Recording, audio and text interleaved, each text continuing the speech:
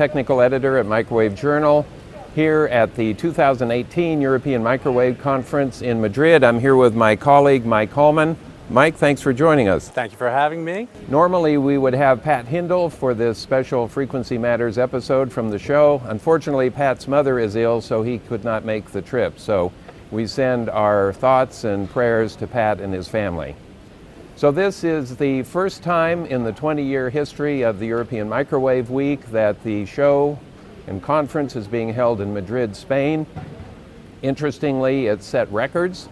The largest exhibition, the largest number of delegates over the course of the past 20 years. So I think everyone here, exhibitors, conference attendees, are very pleased with the show. So Mike, tell us a little bit about the reflections you've had. What has impressed you here? Yeah, thanks, Gary. As you mentioned, this is the first time in Madrid, also the first time for me. It's a beautiful city, and I think the show is being really well received. A couple things that stood out to me. One is in our own content, we see a lot around GaN, 5G, and IoT, and that's certainly reflected here in the exhibit hall with the various products and applications being shown. But also, there's been a really strong emphasis on defense, and I found that to be interesting.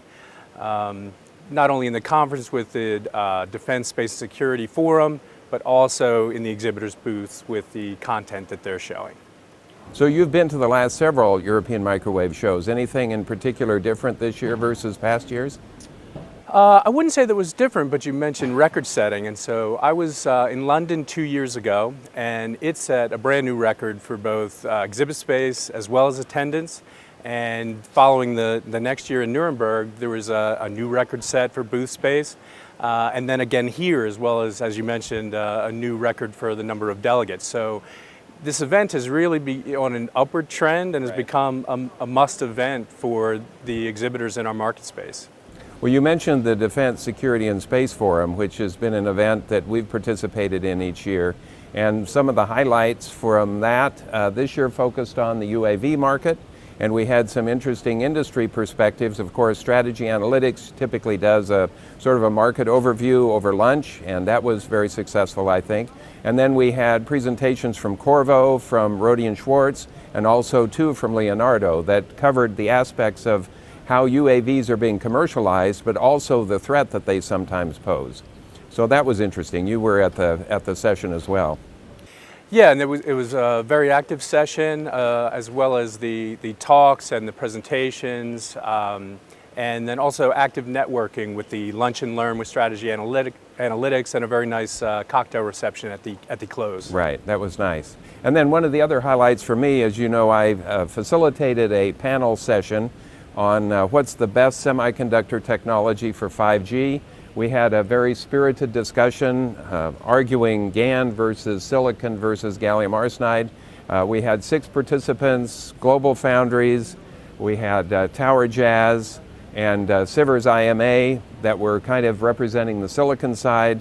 We had Corvo and OMIC that were arguing for GaN, and then Win Semiconductor was the gallium arsenide play. And I think you were there for part of that as well, and it was very spirited. Yes, and I talked to some of the attendees who were also there for the panel session, and they commented that it was quite a lively discussion, and people certainly have picked their sides, if you will. So it was very interactive and well received. Right.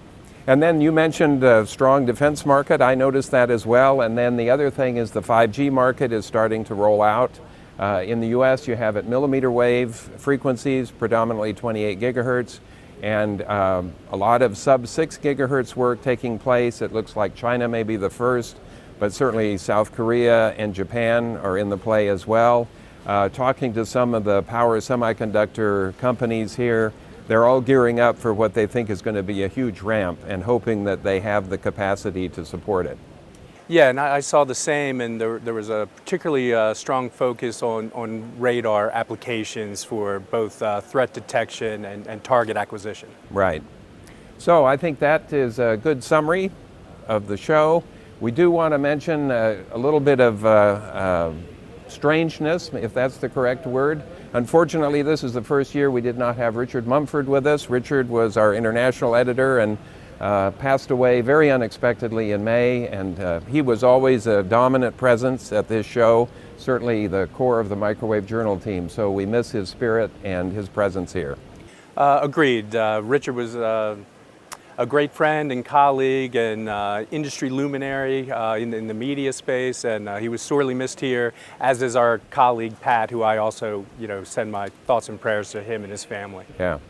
Well, we want to thank everybody for watching, and next year we'll see you in Paris. But from now, we're in Madrid on day 3 of the exhibition Thursday. Thanks for watching. Thank you.